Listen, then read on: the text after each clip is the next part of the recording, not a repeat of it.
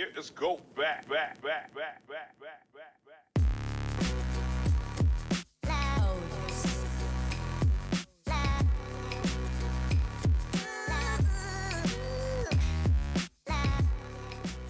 Yo, what is up guys? Hello and welcome to CST Gaming Lego Edition.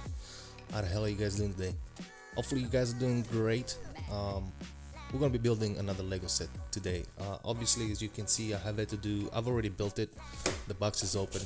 Unfortunately, the intro that I initially recorded did not come out right. There was some popping and noises on the microphone I have had to get fixed, but now it's fixed, hopefully, crossing my fingers. So I've had to re-record this intro for you guys, but we're going to be building the Lego set Fiat 500. It is based off of 1969, I believe, Fiat 500.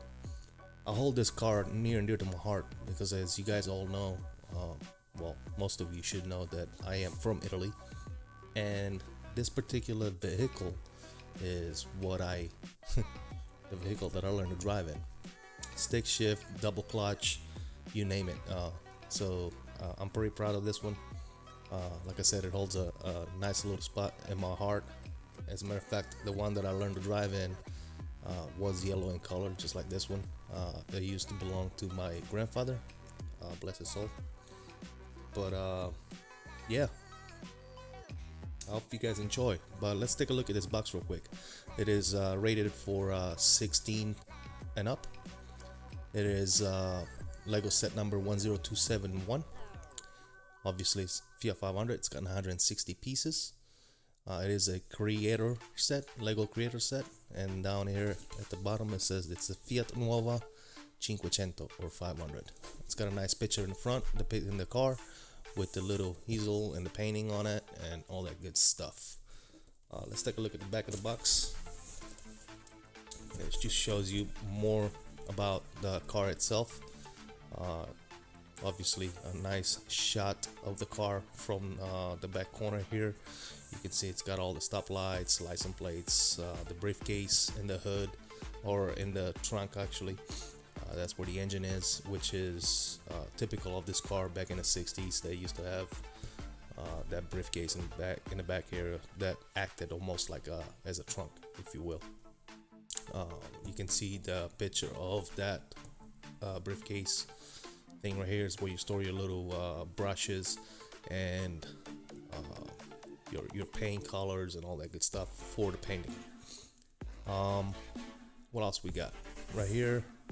You could see that the top of the car actually opens just like in real life, little canopy type deal. And then over here on the other side, again, some more pictures of the top that opens up. You got a picture of the inside, which is very detailed and nice. You got a picture of the hood in the back, the trunk, the hood actually, because that's where the engine is, with the actually very nicely detailed engine. And then in the front, you have your hood that opens up. The front is almost like a trunk, but in the front you'll find, in a real car, you'll find the gas tank, the battery, and a spare tire. Obviously over here in the model we do have the gas tank in there, and we do have a spare tire. And over here, I don't know if I already showed you guys, but this is the picture. It's got the little easel popping up the roof right there for storage, the painting in the back seat you can barely make out. But yeah, very nice build, very fun car to build. And as always guys, I hope you all enjoy this build. We're gonna speed through the build, and then we're gonna take a look at the final product at the end. Hope you guys enjoy. Don't forget to subscribe, like, and comment down below. Let me know what you think. Let's build it.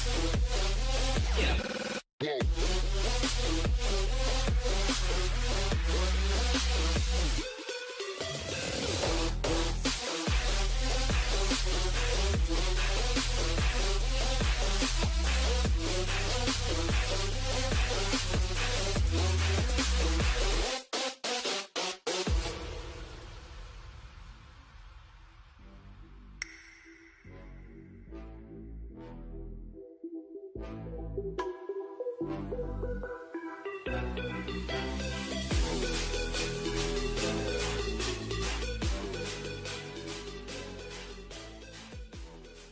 guys, welcome back. Hopefully you guys enjoyed that speed build. Here's the final product right here. We got the little easel here with the painting and the little color palette and a little shelf here where to put your brushes and stuff, but you can see it right there. Very nice, pretty cool, very simple. Little sticker right here. You got the Fiat 500 in the front and you have the Colosseum in the back. Maybe a cool thing would be to buy the actual Lego Colosseum in the future and display this car with the Colosseum somewhere in my room. But yeah, very neat little idea here with the easel depicting the car and all that good stuff. Almost like they pulled over somewhere near the Colosseum, they parked the car, they pulled out the little easel, they put a canvas on it and started painting away. I think that's pretty cool. So we'll put that right there and we'll take a look at the car. Here's the car. It was a very fun build, guys. I really enjoyed this a lot, especially going back with the history that I have with this car. Like I said initially, this is the car I learned to drive in. It is a non-forgiving car. Back in the days, this is the type of car where you had the double clutches. Double clutch. If you guys don't know what double clutch is you need to push the clutch in to put it in gear, and then once it's in first gear, to go from first to second, you got to clutch in, go from first to neutral, release the clutch, and then clutch in again to go into second. So double clutching. It's almost like when you drive a very old diesel truck. That's exactly what you need to do, double clutch. So I learned to drive a car double clutch. That was my first experience driving cars. I was in my early teens, maybe, I don't know, 12, 13, and my grandfather used to let me drive the Fiat 500, which was amazing. It's a little car, it's a little big car. I don't know if you guys have seen it on the roads. You've probably seen the new ones that are out now, the 2000 models, 2015s or whatnot. Even 2021s, I think they do make them. They got the sporting version, the Albert, and so on and so forth. But this is the model. Actually, another note that I want to add: back in 2005, I was stationed overseas in Italy, back home actually, and I bought me one. I had a Fiat 500, all modified, fixed up, restored, mostly original, mostly stock, but for the most part, like I had alloy rims on it, I had a souped up engine on it, so it was very nice. I ended up, as a matter of fact, that one ended up getting stolen, which we did find after a few days, but they'd have already parted it out and all that good stuff, so it was a complete loss. But which sucked. I was gonna bring that car back to the States with me, but it is what it is. Maybe next time. But enough about that. Here's the model.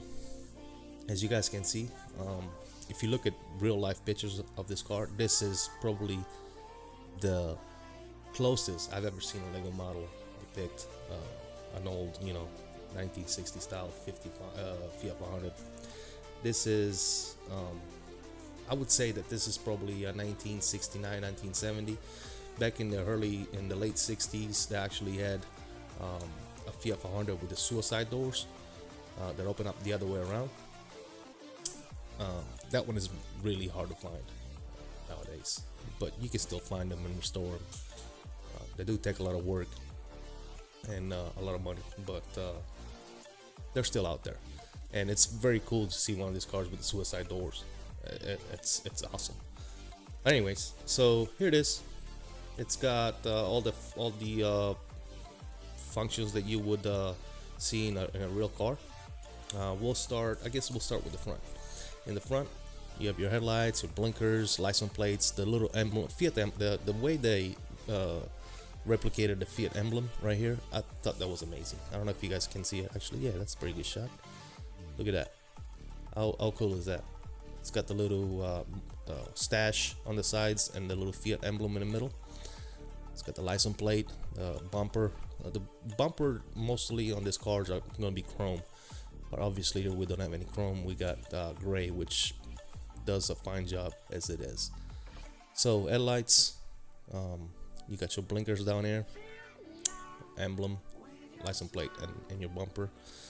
The front opens up, the hood, which houses your gas tank. This is your gas tank right here, and then you have your spare tire, which is right here. You can actually push it from the bottom. But yeah, the spare tire just sits in there, nice and neat. And this is probably very close and realistic to what the real car looks like. The battery will be somewhere either on this side or that side. I forget exactly which side I put the battery on, but that's where the battery is in the front as well, alongside with all your other electronic components of the car. So that's the hood. You got your little windshield in the front. You can kind of pick in and see what the inside looks like. It's got the 2 bucket seats in the front, and then it's got the 1 bench seat in the back, which looks really realistic. I mean, as I was building this thing, I was really surprised on how you know, attentive to details they were when making this model. All right, let's take a look at the side here. Let's see if we can get a good shot. The doors do open, just like that, and the bucket seats actually fold forward just like in real life to get access to the back seat. So as you can see, bucket seat folded forward, and you have access to the rear seat. I mean, how cool is that, guys? I hope you guys can see it good. Looks like you can. I'm getting better at lighting, so bear with me on that. But yeah, so the bucket seats both fold forward just like in real life. The door has your little handle to pull a shut to shut it closed, and then it's got the handle right here to roll the windows up and down, alongside with your panels. That's, I mean, it's really nice, really cool details and everything.